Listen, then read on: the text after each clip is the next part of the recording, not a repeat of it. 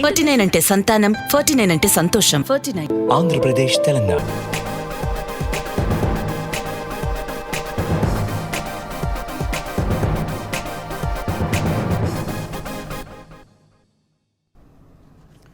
Good morning Telangana. Welcome to T news. నా పేరు రాజేష్. ముందుగా హెడ్లైన్స్.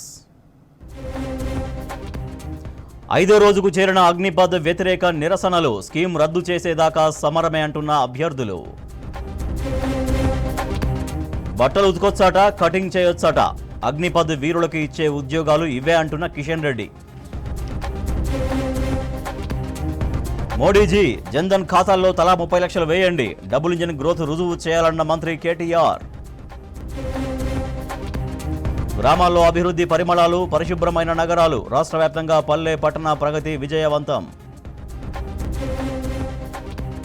టీఎస్ఎన్పీడీసీఎల్లో 82 ఏఈ పోస్టులకు నోటిఫికేషన్. ఈ నెల 27 నుంచి దరఖాస్తుల స్వీకరణ. ఆగస్టు 14న రాత పరీక్ష. బాసరా ట్రిపుల్ ఐటీ చర్చలు సఫలం. రేపటి నుంచి తరగతులకు హాజరు కానున్న విద్యార్థులు. అదే ఆవేశం, అదే ఆగ్రహం, అవే నిరసనలు. అగ్నిపథ్పై 4వ రోజు కూడా సేమ్ సీన్స్ రిపీట్ అయ్యాయి. ఈ స్కీమ్ను వెంటనే రద్దు చేయాలంటూ యువకుల నిరసనలు కంటిన్యూ అయ్యాయి. కేంద్రం తీరుకు వ్యతిరేకంగా ఆర్మీ ఉద్యోగార్థులు ఎక్కడికక్కడ నిరసనలు తెలిపారు. అటు మాజీ సైనికాధికారులు సైతం ఈ నిరసనలకు మద్దతుగా నిలిచారు. దేశ ఆర్మీ వ్యవస్థను నాశనం చేసే ఇలాంటి పథకాన్ని రద్దు చేయాలంటూ డిమాండ్ చేశారు. సైన్యంలో తాత్కాలిక నియామకానికి ఉద్దేశించిన అగ్నిపథ్ పథకం రేపిన మంటలు ఇంకా చల్లారడం లేదు. దేశవ్యాప్తంగా 4వ రోజు అగ్నిపథ్ నిరసనలు కొనసాగాయి. తమ భవిష్యత్తును కాలరాసేలా ఉన్న ఈ స్కీమును వెనక్కి తీసుకోవాలని డిమాండ్ చేస్తూ 4వ రోజు కూడా ఆర్మీ ఉద్యోగార్థులు దేశవ్యాప్తంగా నిరసనలు కొనసాగించారు. 16 రాష్ట్రాల్లోని 50కి పైగా ప్రాంతాల్లో ఆందోళనలు జరగగా పలుచోట్ల హింసాత్మకంగా మారాయి.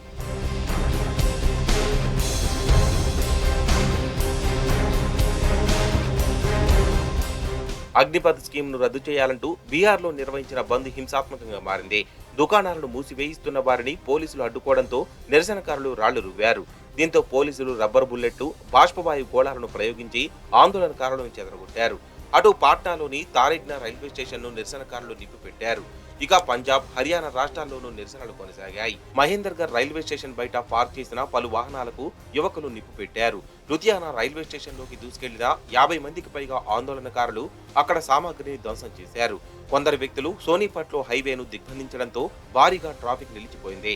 పశ్చిమ బెంగాల్ రాజధాని కోల్కతాలోనూ కొందరు యువకులు ఆందోళనలు చేసేందుకు యత్నించారు. హజరా ప్రాంతంలోని రహదారిని దిగ్బంధించడానికి ప్రయత్నించిన ఏఐడిఎస్, ఏఐడివైఓ ప్రతినిధులను పోలీసులు అరెస్ట్ చేశారు.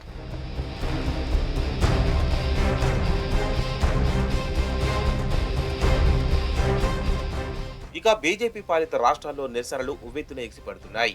యూపీలోని కన్నౌజ్, మీరట్, జౌన్పూర్, లక్నో ప్రాంతాల్లో నిరసనలు ఉధృతంగా జరిగాయి.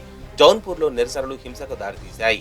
ఆందోళనకారులు ఒక పోలీస్ జీపుతో పాటు ఉత్తరప్రదేశ్ రోడ్వేస్ కు చెందిన బస్సుకు నిప్పు పెట్టారు. మీరట్లో ఆప్, ఆర్ఎల్డీ కార్యకర్తలు ధర్నాకు దిగగా పోలీసులు వారిపై కేసులు నమోదు చేశారు. అటు కర్ణాటకలోని ధర్వాడ్లో అగ్నిపథ్కు వ్యతిరేకంగా యువకులు భారీ ఎత్తున నిరసన చేపట్టారు. ఆందోళనకారులపై లాఠీచార్జ్ చేసిన పోలీసులు పలువురిని అదుపులోకి తీసుకున్నారు. మరోవైపు జమ్మూ కాశ్మీర్, శ్రీనగర్, ఒడిశా, గుజరాత్, రాజస్థాన్, కేరళ, మధ్యప్రదేశ్, అస్సాం రాష్ట్రాల్లో కూడా భారీ ఎత్తున నిరసనలు జరిగాయి. వందలాది మంది యువకులు రోడ్లపైకి చేరుకుని అగ్నిపథ్కు వ్యతిరేకంగా నినాదాలు చేశారు. ఈ పథకాన్ని వెంటనే రద్దు చేయాలంటూ నినాదాలు హోరెత్తించారు. కేంద్ర ప్రభుత్వానికి వ్యతిరేకంగా నినాదాలు చేస్తూ వేలాది మంది యువకులు తమ నిరసనను వ్యక్తం చేశారు.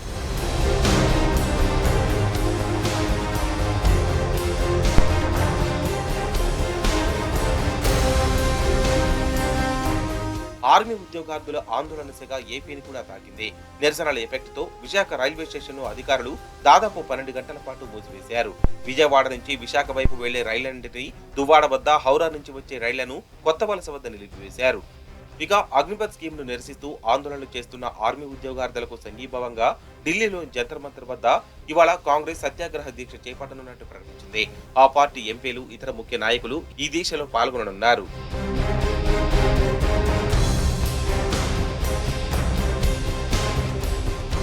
అగ్నిపథ్ స్కీమ్ ను వెనక్కి తీసుకోవాలని డిమాండ్ చేస్తూ రాజస్థాన్ మంత్రి మండలి ఓ తీర్మానాన్ని ఆమోదించింది. సీఎం అశోక్ గెహ్లట్ నివాసంలో జరిగిన భేటీలో ఈ తీర్మానానికి ఆమోదం లభించినట్లు ప్రభుత్వం ఓ ప్రకటనలో వెల్లడించింది. ఇకపై ఏదైనా స్కీమును ప్రవేశపెట్టాలనుకుంటే ముందుగా అన్ని వర్గాలతో చర్చలు జరపాలని కేంద్రానికి గెహ్లట్ హితవు పలికారు. మరోవైపు అగ్నిపథ్ స్కీమ్ బీజేపీ మిత్రపక్షాల మధ్య చిచ్చు పెడుతుంది. బీహార్లో బీజేపీ, జేడీయూ మధ్య ఈ పథకం అగ్గిరాజేసింది. కొందరు యువకులు బీహార్ బీజేపీ చీఫ్ సంజయ్ జైస్వాల్ ఇంటిని ధ్వంసం చేశారు.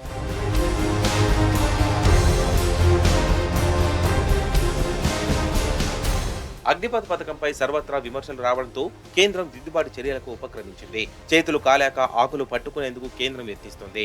ఈ స్కీమ్లో ఒక్కో సవరణను ప్రకటిస్తున్న కేంద్రం తాజాగా అగ్నివీరులకు రక్షణ ఉద్యోగాల్లో 10% రిజర్వేషన్లు కల్పిస్తామంటూ ప్రకటించింది.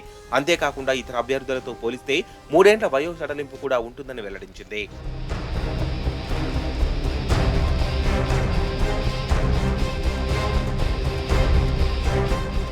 కేంద్రం తీసుకొచ్చిన అగ్నిపథ్ పథకంపై మాజీ సైనికాధికారులు మండిపడుతున్నారు. భారత ఆర్మీ వ్యవస్థను నాశనం చేసే ఇలాంటి పథకాలు ఎలా తీసుకొస్తారంటూ Kargil hero retired major general GD Bakshi ఆశ్చర్యం వ్యక్తం చేశారు. భారత ఆర్మీ వ్యవస్థను షార్ట్ టర్మ్ గా మార్చే ఇలాంటి విధానాన్ని అమలు చేయవద్దని డిమాండ్ చేశారు. అసలు అగ్నిపథ్ తోనే అనేక ప్రతికూల ప్రభావాలు ఉన్నాయని, ఆర్మీలో కల్లోలాన్ని సృష్టించే నిర్ణయం ఇదని మండిపడ్డారు. దేశ భద్రత విషయంలో ఇది ఒక ప్రమాదకర చర్యగా మారుతుందని హెచ్చరించారు. శిక్షణ పొందిన అభ్యర్థులు 4 ఏళ్ల తర్వాత ఉగ్రవాదులుగా మారితే ఎలా అంటూ కేంద్రాన్ని ప్రశ్నించారు. కేంద్రం ఇప్పటికైనా మేల్కొని అగ్నిపథ్ను రద్దు చేయాలని హితవు పలికారు retired major general GD Bakshi. అగ్నిపథ్ను సమర్థించుకుంటున్న BJP నేతల తీరు తుగ్లక్లను తలపిస్తోంది. ఈ పథకాన్ని సమర్థించుకునే క్రమంలో తమలోని అజ్ఞానాన్ని బయటపెట్టుకుంటున్నారు కాషాయ నేతలు. తలాతోకాలేని దిక్కుమాలిన సమర్థనలతో కామెడీ పండిస్తున్నారు. ఓవైపు దేశ రక్షణ కోసం ఆర్మీలోకి వస్తామని యువత ముందుకు వస్తుంటే తాము మాత్రం అగ్నిపథ్ ద్వారా డ్రైవింగ్, బట్టలు ఉతకడం నేర్పిస్తామని ప్రకటించారు కేంద్ర మంత్రి కిషన్ రెడ్డి. దీంతో ఈ వ్యాఖ్యలపై ఆర్మీ ఉద్యోగార్థులు తీవ్ర ఆగ్రహం వ్యక్తం చేస్తున్నారు.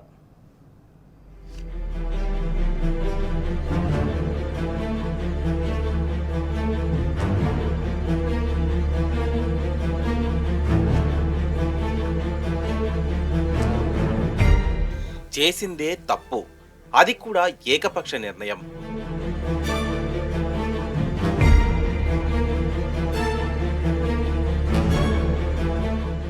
దేశ రక్షణ విషయం అన్న కనీస స్పృహ లేకుండా అడ్డగోలు నిర్ణయం.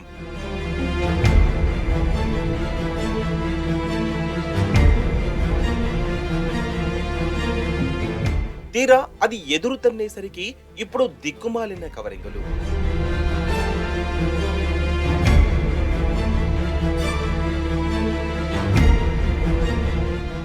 అగ్నిపథ్ విషయంలో బీజేపీ పడుతున్న తిప్పలు ఇవే. అగ్నిపథ్ స్కీమ్ ప్రకటించిన కేంద్రం ఓహో మనమేదో ఇరగదీశాం, ఇక దెబ్బకు యువతంతా జై మోదీ, జై బీజేపీ అంటూ పూనకంతో ఊగిపోతుంది అనుకున్నట్లున్నారు. 15 ఏళ్లకే ఉద్యోగం, ఏడాది ట్రైనింగ్, 4 ఏళ్లు ఉద్యోగం అంటే అబ్బో బ్రహ్మాండమంటూ అందరూ ఎగిరి గంతేస్తారనుకున్నారేమో. ఘనంగా ప్రకటించి వారి జబ్బలు వారే చరిచేసుకున్నారు. తీరా అందులో లొసుగులు బయటపడి దేశంలోని యువకులంతా ఎదురు తిరిగేసరికి దిమ్మ తిరిగిపోయింది కమల నేతలకు.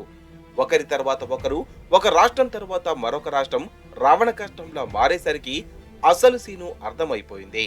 అయినా కూడా మొండిగా ఉన్నట్లు నటించారు. ఆ తర్వాత లేదు కొన్ని మార్పులు చేసి మరింత మెరుగ్గా మారుస్తామని మెల్లగా స్వరం మార్చారు. అక్కడికి సెట్ కాకపోయేసరికి వెంటనే రిజర్వేషన్లు కూడా అమలు చేస్తామంటూ కొత్త ట్యూన్ వాయించడం స్టార్ట్ చేశారు. రైతు చట్టాల విషయంలో నాంచినట్లు అగ్నిపథ్ విషయంలోనూ బేరాలు స్టార్ట్ చేసి సాగదీత మొదలు పెట్టారు.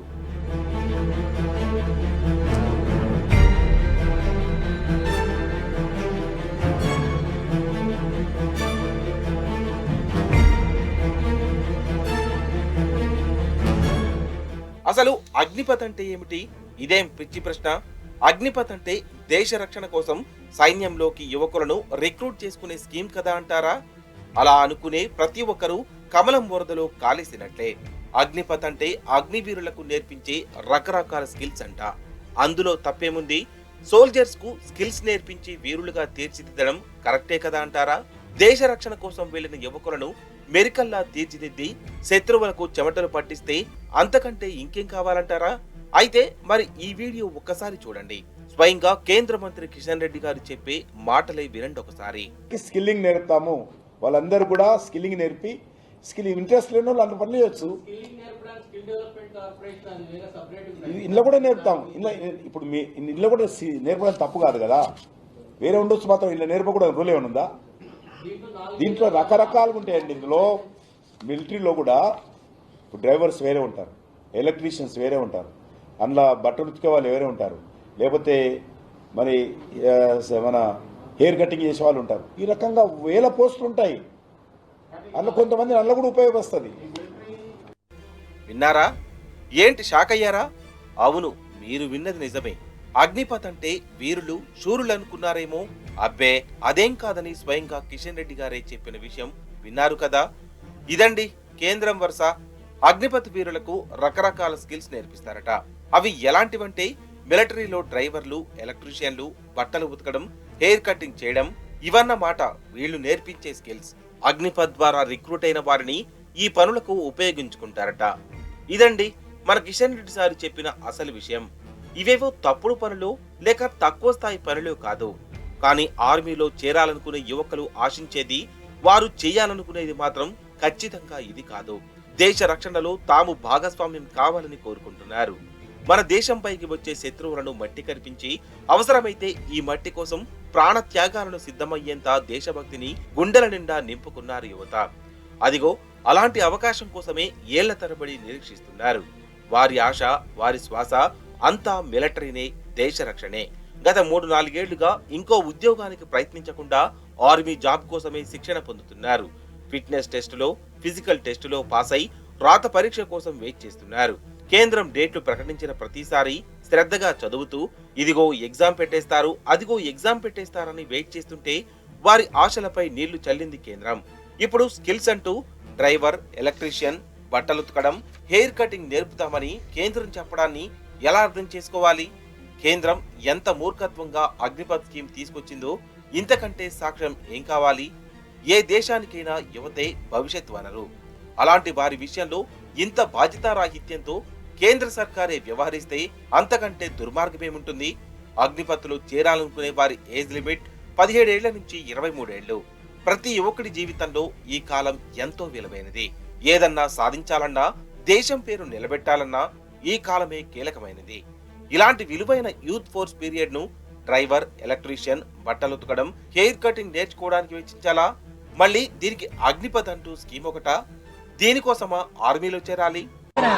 बचपन से सर आर्मी का ही तैयारी कर रहे हैं, फिर 3 साल एनसीसी करके एनसीसी सर्टिफिकेट होल्डर है और उसमें सर वो रिटर्न के लिए माफ कर दिया जाता है. आप बोला जा रहा है क्या कि मतलब एग्जाम ही कैंसिल है सर? हम लोग क्या होगा? हम लोग क्या होगा सर? ఇది మోదీ సర్కార్ వ్యవహారం. యదా మోదీ తదా కాషాయ లీడర్ అన్నట్టు తయారయ్యారు. ఒకరికి మించి మరొకరు తమ అజ్ఞానాన్ని చాటుకుంటున్నారు.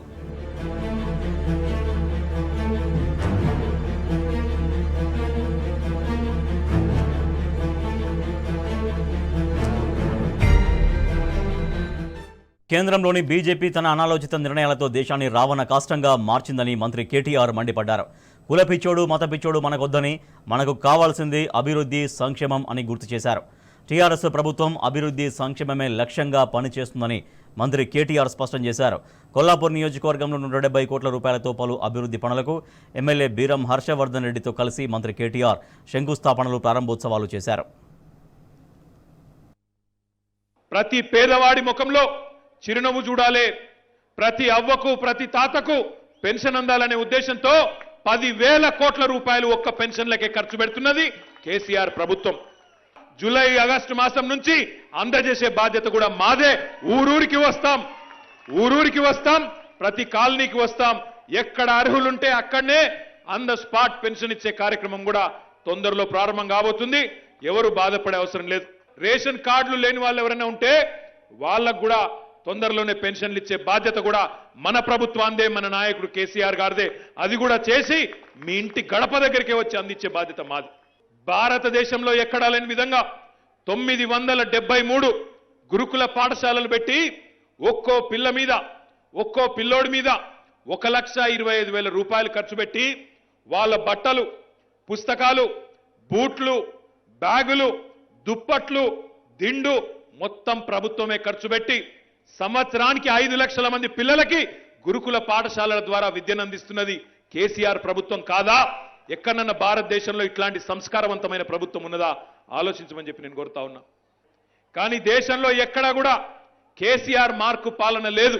ఎందుకంటున్నా ఈ మాట అంటే, ఆ డిగ్రీ చదివిన పిల్లనో, ఇంజనీరింగ్ చదివిన అబ్బాయో నేను ఈ దేశంలో కాదు విదేశంలో చదువుకుంటానంటే అంబేద్కర్ ఓవర్సీస్ స్కాలర్షిప్ పేరు మీద, మహాత్మా జ్యోతిబా పూలే స్కాలర్షిప్ పేరు మీద విదేశీ విద్య కోసం కూడా 20 లక్షల రూపాయలు ఇస్తున్న ఏకైక ముఖ్యమంత్రి, ఏకైక ప్రభుత్వం కేసీఆర్ ప్రభుత్వం మాత్రమే. అందిపుచ్చుకునే తెలివి, అందిపుచ్చుకునే ఆలోచన, అందిపుచ్చుకునే టాలెంట్ ఎక్కడ ఏ పిల్లోడికి కొల్లాపూర్లో ఉన్నా, వనపర్తిలో ఉన్నా, ఎక్కడ ఉన్నా వారికి ఇచ్చే బాధ్యత ఈ ప్రభుత్వానికి. కళ్యాణ లక్ష్మి పథకం కింద, షాదీ ముబారక్ పథకం కింద 1,116 రూపాయలు ఒక మేనమామ ఇచ్చినట్టు మీ చేతిలో పెడుతున్న ఏకైక ముఖ్యమంత్రి భారతదేశంలో కేసీఆర్ గారు మాత్రమే. నేను సర్కారు దవాఖానకే పోతా, అక్కడ కాన్పైతేనే మా మేనమామ కేసీఆర్ గారిచ్చే కేసీఆర్ కిట్టు వస్తుంది. ఆడబిడ్డ పుడితే 13,000 రూపాయలు, మగబిడ్డ పుడితే 12,000 రూపాయలు అని చెప్పి మా ఆడబిడ్డలందరూ బ్రహ్మాండంగా ప్రభుత్వ ఆసుపత్రులకే పోతా ఉన్నారు. 75 ఏళ్లలో చాలా మంది ప్రధానమంత్రులు, చాలా మంది ముఖ్యమంత్రులు కూడా పనిచేసినారు. కానీ ఎన్నడన్నా ఏ నాయకుడైనా, ఏ ప్రధానమంత్రి అయినా, ఏ ముఖ్యమంత్రి అయినా కేసీఆర్ గారు ఆలోచించిన విధంగా రైతుకే పెట్టుబడి ఇవ్వాలా, రైతు దగ్గర డబ్బులు తీసుకోవడం కాదు, రైతుకే పెట్టుబడి ఇవ్వాలని ఆలోచించి రైతు బంధు లాంటి విప్లవాత్మకమైన పథకం తెచ్చిన నాయకుడు భారతదేశంలో ఎవరైనా ఉన్నారా? ఒకే ఒక్క నాయకుడు కేసీఆర్. ఆ నాయకుడు తీసుకొచ్చిన రైతు బంధు కార్యక్రమం వల్ల ఇప్పటికే మీ ఖాతాల్లో వ్యవసాయ శాఖ ద్వారా 50,000 కోట్ల పైచిలకు రూపాయలు వచ్చినాయా లేవా మా 63 లక్షల మంది రైతన్నలకి తెలంగాణలో ఆలోచించమని చెప్పి నేను కోరుతా ఉన్నా. రైతు బీమా అనే కార్యక్రమాన్ని తీసుకొచ్చి ఆ రైతు బీమా కార్యక్రమం ద్వారా రాష్ట్రంలో ఉండే 40 లక్షల రైతు కుటుంబాలకి ఆ రైతు ఏ కారణం చేత చచ్చిపోయినా మీరు ఒక్క పైసా కట్టే అవసరం లేకుండా 5 లక్షల వరకు జీవిత బీమా ఎల్ఐసి ద్వారా చేయించి బ్రహ్మాండంగా వారం రోజుల్లోనే మీకు 5 లక్షల ప్రమాద బీమా, జీవిత బీమా ఇస్తున్నది, రైతు బీమా ఇస్తున్నది కేసీఆర్ ప్రభుత్వం కాదా? అభివృద్ధే కులంగా, సంక్షేమమే మతంగా, జనహితమే అభిమతంగా ముందుకు పోతా ఉన్నాం. 8 ఏళ్లలో ఎవరితోనే అనవసర పంచాయతీలు పెట్టుకోలేదు. ఆంధ్రాతో పెట్టుకోలేదు, మహారాష్ట్రతో పెట్టుకోలేదు, ఎవరితోనా అనవసర తగువులు పెట్టుకోలేదు, లేనిపోని పిచ్చి పిచ్చి మాటలు మాట్లాడలేదు. పని చేసుకుంటూ పోతా ఉన్నాం. ఆ కాంగ్రెస్ పార్టీ అధినాయకుడు రాహుల్ గాంధీ గారు మన వరంగల్కి వచ్చినారు. వచ్చి ఆయన ఏమంటాడు?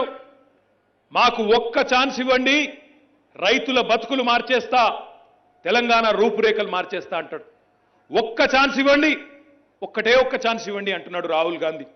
50 ఏళ్ల పాటు ఈ దేశం మీద, రాష్ట్రం మీద అధికారం వారికే కట్టబెట్టినాం. కాంగ్రెస్ పార్టీ ఈరోజు కాలం చెల్లిన మందు లాంటిది. అయిపోయింది, టైం అయిపోయింది. భూమి పుట్టినప్పుడు పుట్టింది ఆ పార్టీ.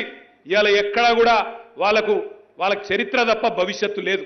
వాళ్ళ చరిత్ర మాత్రమే మిగిలింది, భవిష్యత్తు సున్నా. భవిష్యత్తులో ఏ ఎన్నికల్లో కూడా కాంగ్రెస్ పార్టీ గెలిచే పరిస్థితి లేదు. మీరు చూస్తా ఉన్నారు దేశవ్యాప్తంగా ఎక్కడ ఏ ఎలక్షన్ వచ్చినా కాంగ్రెస్ డిపాజిట్లు గల్లంతూ, ఎక్కడికక్కడ పరాభవాలు. ఈరోజు వాళ్ళ అధినాయకుడు రాహుల్ గాంధీ గారిని గుంజుకొని తీసుకొని పోయి 3 రోజులు అక్కడ ఈడీలో ఎంక్వైరీలు చేసినా అడిగేవాడు లేడు. ఇక్కడ క్షేత్రంలో కనీసం సడి సప్పుడు కూడా లేదు. అట్లాంటి దౌర్భాగ్య పరిస్థితిలో ఉన్న కాంగ్రెస్ పార్టీ, సావడానికి సిద్ధంగా ఉన్న కాంగ్రెస్ పార్టీ, పాడ మీద ఉన్న పినుగు లాంటి కాంగ్రెస్ పార్టీ తెలంగాణను ఉద్ధరిస్తుంది అంటే ఎట్లా నమ్మాలా, ఎందుకు నమ్మాలా? గతానుభవాలు లేవా? దయచేసి మీరు ఆలోచించాలని చెప్పి నేను కోరుతా ఉన్నా.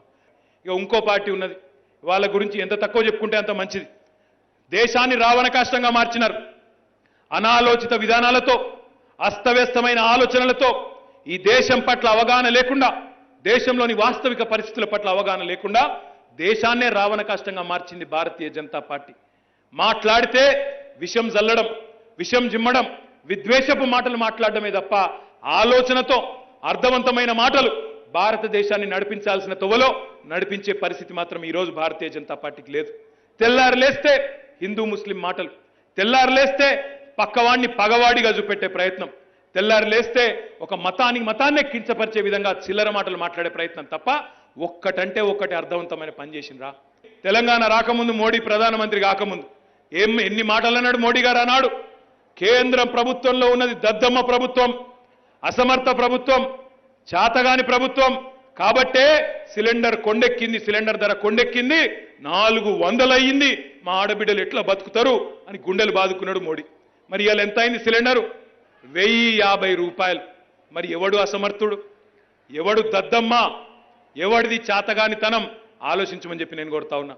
ఆ కుల పిచ్చోడొద్దు, ఈ మత పిచ్చోడొద్దు. మనకు కావాల్సింది అభివృద్ధి, మనకు కావాల్సింది సంక్షేమం, మనకు కావాల్సింది మన నాయకుడు కేసీఆర్ గారి నాయకత్వంలో బీదవారికి ఇల్లు కట్టించే ప్రభుత్వం కావాలా, కొత్త రేషన్ కార్డులు ఇచ్చే ప్రభుత్వం కావాలా, రైతులను ఆదుకునే ప్రభుత్వం కావాలా.